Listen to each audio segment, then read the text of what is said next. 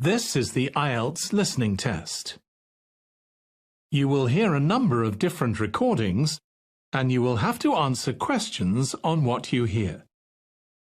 There will be time for you to read the instructions and questions, and you will have a chance to check your work. All the recordings will be played once only. The test is in 4 parts. At the end of the test, you will be given 10 minutes to transfer your answers to the answer sheet. Now turn to Part 1.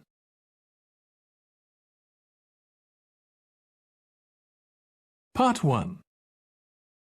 You will hear a representative from a train company talking to a woman about her train journey.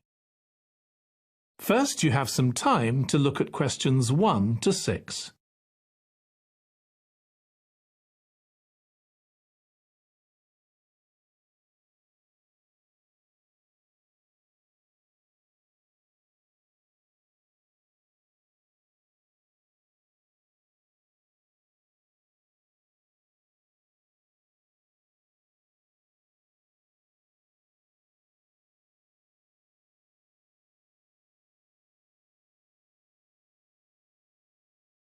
Now listen carefully and answer questions 1 to 6.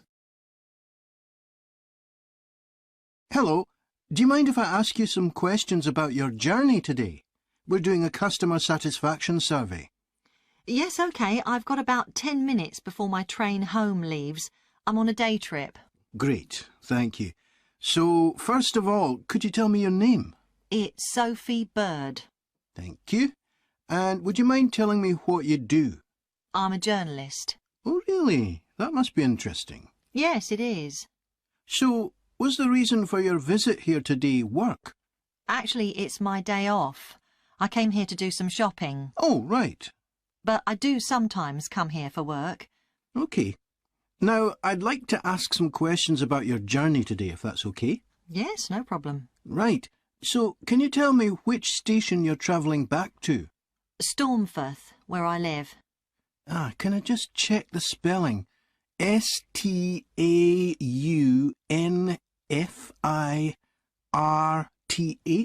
That's right. And you travelled from there this morning? Yes. OK, good. Next, can I ask what kind of ticket you bought? I assume it wasn't a season ticket, as you don't travel every day. That's right. No, I just got a normal return ticket. I don't have a rail card, so I didn't get any discount. I keep meaning to get one because it's a lot cheaper. Yes, you'd have saved 20% on your ticket today. So you paid the full price for your ticket? I paid £23.70. OK. Do you think that's good value for money? Not really. I think it's too much for a journey that only takes 45 minutes. Yes, that's one of the main complaints we get. So you didn't buy your ticket in advance? No. I know it's cheaper if you buy a week in advance, but I didn't know I was coming then. I know. You can't always plan ahead. So, did you buy it this morning? No, it was yesterday. Right. And do you usually buy your tickets at the station? Well, I do usually, but the ticket office closes early and I hate using ticket machines. I think ticket offices should be open for longer hours. There's always a queue for the machines and they're often out of order. A lot of customers are saying the same thing. So, to answer your question, I got an e-ticket online. Before you hear the rest of the conversation, you have some time to look at questions 7 to 10.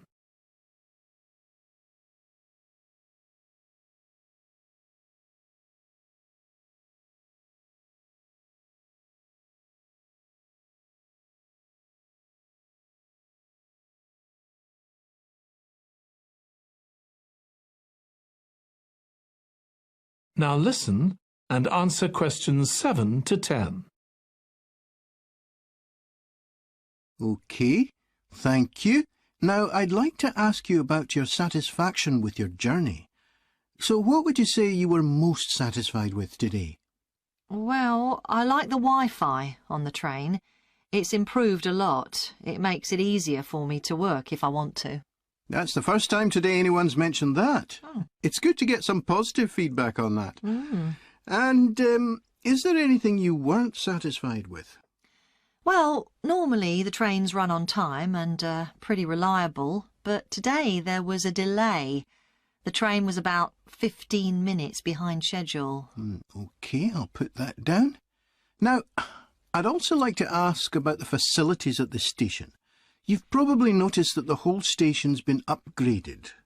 What are you most satisfied with? I think the best thing is that they've improved the amount of information about train times, etc. that's given to passengers. It's much clearer. Before, there was only one board and I couldn't always see it properly, which was frustrating. That's good. And is there anything you're not satisfied with? Let's see. I think things have generally improved a lot. The trains are much more modern and I like the new cafe. But one thing is that there aren't enough places to sit down, especially on the platforms. OK. So I'll put seating down, shall I, as the thing you're least satisfied with? Yes, OK. Can I ask your opinion about some of the other facilities? We'd like feedback on whether people are satisfied, dissatisfied, or neither satisfied nor dissatisfied. OK. What about the parking at the station? Well, to be honest, I don't really have an opinion, as I never use it. So neither satisfied nor dissatisfied for that, then? Yes, I suppose so. OK, and what about the...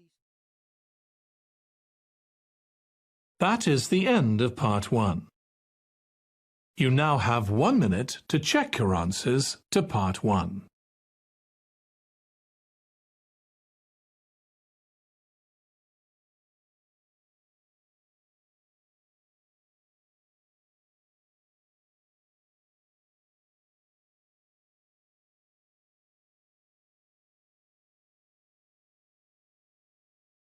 Part 2. You will hear the chair of a committee on park facilities addressing her local town council about changes that have been made to the park. First, you have some time to look at questions 11 to 16.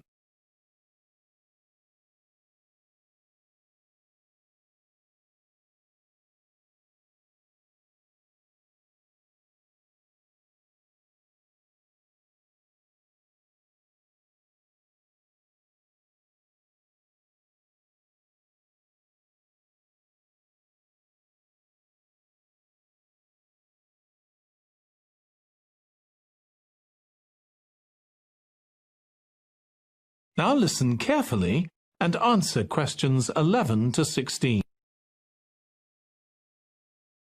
As chair of the Town Council Subcommittee on Park Facilities, I'd like to bring you up to date on some of the changes that have been made recently to the Croft Valley Park.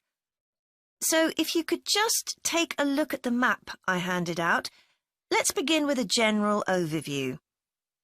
So, the basic arrangement of the park hasn't changed. It still has 2 gates, north and south, and a lake in the middle. The cafe continues to serve an assortment of drinks and snacks, and is still in the same place, looking out over the lake and next to the old museum.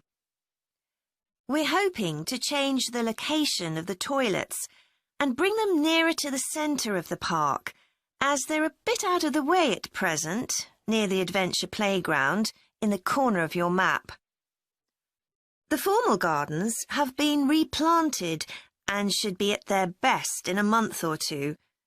They used to be behind the old museum, but we've now used the space near the south gate, between the park boundary and the path that goes past the lake towards the old museum. We have a new outdoor gym for adults and children, which is already proving very popular.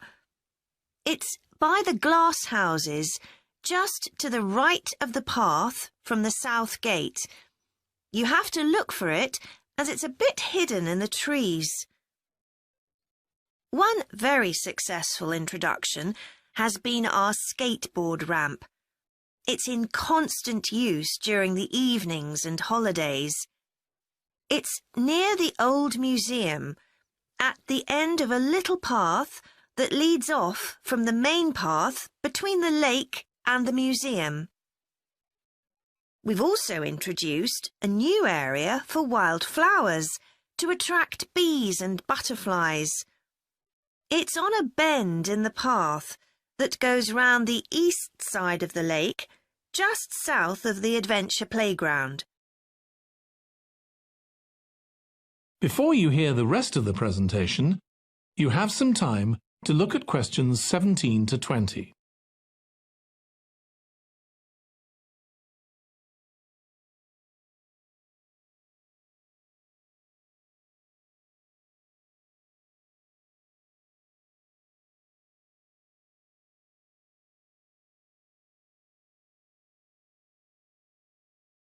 Now listen and answer questions 17 to 20. Now, let me tell you a bit more about some of the changes to Croft Valley Park. One of our most exciting developments has been the adventure playground. We were aware that we had nowhere for children to let off steam and decided to use our available funds to set up a completely new facility in a large space to the north of the park. It's open year-round, though it closes early in the winter months, and entrance is completely free. Children can choose whatever activities they want to do, irrespective of their age. But we do ask adults not to leave them on their own there. There are plenty of seats where parents can relax and keep an eye on their children at the same time. Lastly, the glass houses. A huge amount of work has been done on them to repair the damage following the disastrous fire that recently destroyed their western side. Over £80,000 was spent on replacing the glass walls and the metal supports, as well as the plants that had been destroyed, although, unfortunately, the collection of tropical palm trees has proved too expensive to replace up to now. At present, the glass houses are open from 10 a.m. to 3 p.m. Mondays to Thursdays, and it's hoped to extend this to the weekends soon. We're grateful to all those who helped us by contributing their time and money to this achievement. The gardens have really been That is the end of part 2. You now have 30 seconds to check your answers to part 2.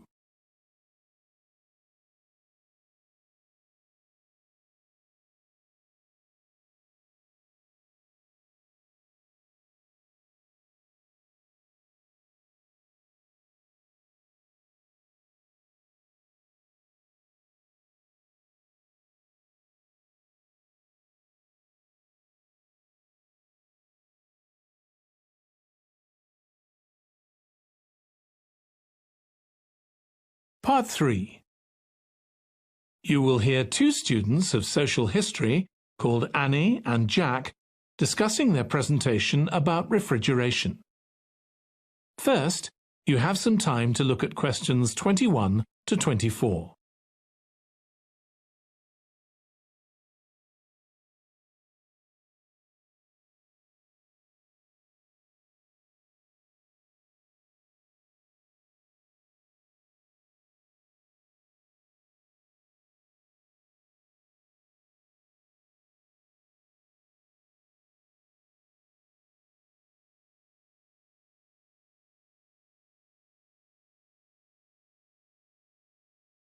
Now listen carefully and answer questions 21 to 24. OK, Jack. Before we plan our presentation about refrigeration, let's discuss what we've discovered so far. Fine, Annie, though I have to admit I haven't done much research yet. Nor me. But I found an interesting article about ice houses. I'd seen some 18th and 19th century ones here in the UK, so I knew they were often built in a shady area or underground, close to lakes that might freeze in the winter. Then blocks of ice could be cut and stored in the icehouse. But I didn't realise that insulating the blocks with straw or sawdust meant they didn't melt for months. The ancient Romans had refrigeration too. I didn't know that. Yes, pits were dug in the ground and snow was imported from the mountains, even though they were at quite a distance. The snow was stored in the pits. Ice formed at the bottom of it. Both the ice and the snow were then sold. The ice cost more than the snow, and my guess is that only the wealthy members of society could afford it. I wouldn't be surprised. I also came across an article about modern domestic fridges. Several different technologies are used, but they were too complex for me to understand. You have to wonder what happens when people get rid of old ones. You mean because the gases in them are harmful for the environment? Exactly. At least there are now plenty of organisations that will recycle most of the components safely. But of course, some people just dump old fridges in the countryside. It's hard to see how they can be stopped, unfortunately. In the UK, we get rid of 3 million a year altogether. That sounds a lot, especially because fridges hardly ever break down. That's right. In this country, we keep domestic fridges for 11 years on average, and a lot lasts for 20 or more. So if you divide the cost by the number of years you can use a fridge, they're not expensive, compared with some household appliances. True. I suppose manufacturers encourage people to spend more by making them different colours and designs. I'm sure when my parents bought their first fridge, they had hardly any choice. Yes, there's been quite a change. Before you hear the rest of the discussion, you have some time to look at questions 25 to 30.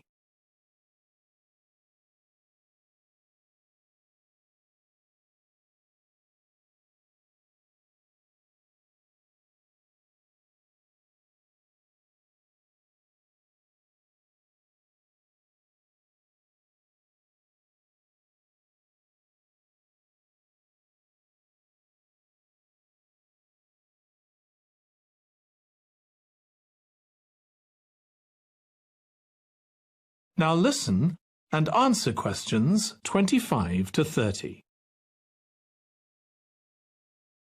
Right, let's make a list of topics to cover in our presentation and decide who's going to do more research on them. Then later we can get together and plan the next step. OK. How about starting with how useful refrigeration is and the range of goods that are refrigerated nowadays? Because, of course, it's not just food and drinks. No, I suppose flowers and medicines are refrigerated too. And computers. I could do that, unless you particularly want to. No, that's fine by me. What about the effects of refrigeration on people's health? After all, some of the chemicals used in the 19th century were pretty harmful, but there have been lots of benefits too, like always having access to fresh food. Do you fancy dealing with that? I'm not terribly keen, to be honest. Nor me. My mind just goes blank when I read anything about chemicals. Oh, all right then. I'll do you a favour. But you owe me, Jack. OK. What about the effects on food producers? Like farmers in poorer countries being able to export their produce to developed countries. Something for you, maybe? I don't mind. It should be quite interesting. I think we should also look at how refrigeration has helped whole cities. Like Las Vegas, which couldn't exist without refrigeration because it's in the middle of a desert. Right. I had a quick look at an economics book in the library that's got a chapter about this sort of thing. I could give you the title if you want to do this section. Not particularly, to be honest. I find economics books pretty heavy-going as a rule. OK, leave it to me then. Thanks. Then there's transport and the difference that refrigerated trucks have made. I wouldn't mind having a go at that. Don't forget trains too. I read something about milk and butter being transported in refrigerated railroad cars in the USA right back in the 1840s. I hadn't thought of trains. Thanks. Shall we have a separate section on domestic fridges? After all, they're something everyone's familiar with. What about splitting it into two? You could investigate 19th and 20th century fridges, and I'll concentrate on what's available these days, and how manufacturers differentiate their products from those of their competitors. OK, that'd suit me. That is the end of part 3. You now have 30 seconds to check your answers to part 3.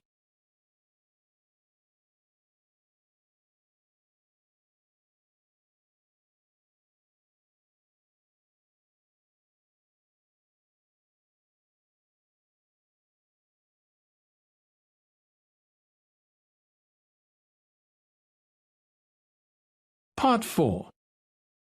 You will hear a history student giving part of a presentation about changes in British society in the 19th century. First, you have some time to look at questions 31 to 40.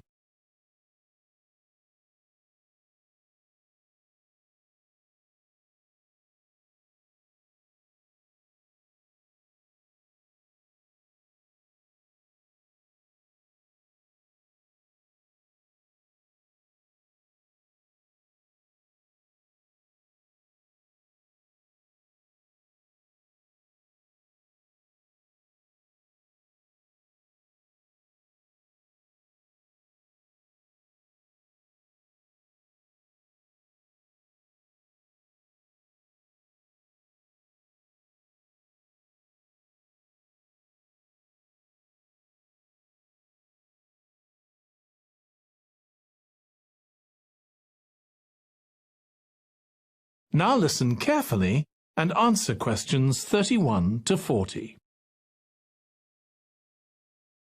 Hi everyone. In this session, I'll be presenting my research about the social history of Britain during the Industrial Revolution.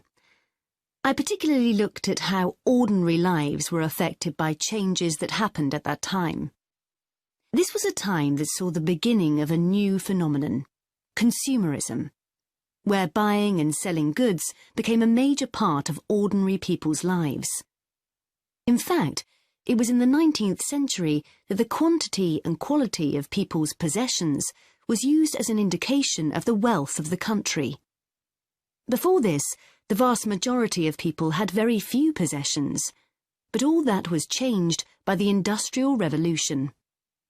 This was the era from the mid-18th to the late 19th century, when improvements in how goods were made, as well as in technology, triggered massive social changes that transformed life for just about everybody in several key areas. First, let's look at manufacturing. When it comes to manufacturing, we tend to think of the Industrial Revolution in images of steam engines and coal. And it's true that the Industrial Revolution couldn't have taken place at all if it weren't for these new sources of power. They marked an important shift away from the traditional watermills and windmills that had dominated before this. The most advanced industry for much of the 19th century was textiles. This meant that fashionable fabrics and lace and ribbons were made available to everyone. Before the Industrial Revolution, most people made goods to sell in small workshops, often in their own homes. But enormous new machines were now being created that could produce the goods faster and on a larger scale, and these required a lot more space. So large factories were built, replacing the workshops and forcing workers to travel to work. In fact, large numbers of people migrated from villages into towns as a result.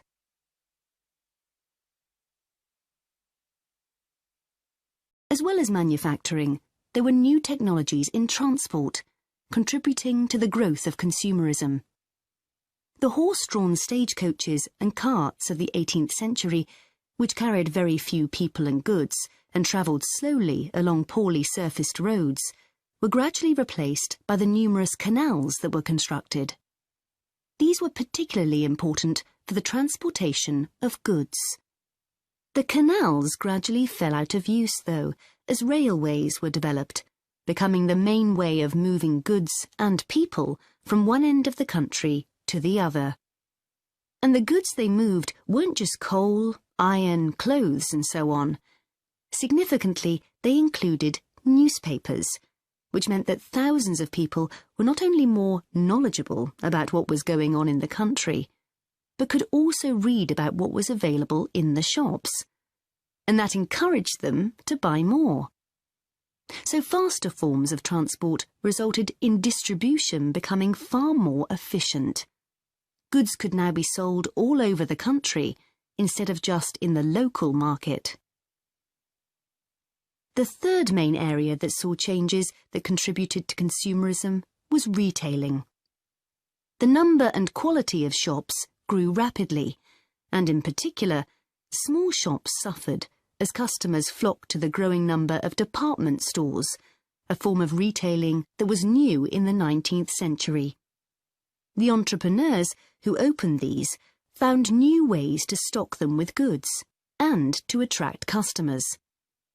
For instance, improved lighting inside greatly increased the visibility of the goods for sale. Another development that made goods more visible from outside resulted from the use of plate glass, which made it possible for windows to be much larger than previously. New ways of promoting goods were introduced too. Previously, the focus had been on informing potential customers about the availability of goods. Now, there was an explosion in advertising trying to persuade people to go shopping. Flanders claims that one of the great effects of the Industrial Revolution was that it created choice. All sorts of things that had previously been luxuries, from sugar to cutlery, became conveniences, and before long they turned into necessities. Life without sugar or cutlery was unimaginable, rather like mobile phones these days. That is the end of Part 4. You now have 1 minute to check your answers to Part 4.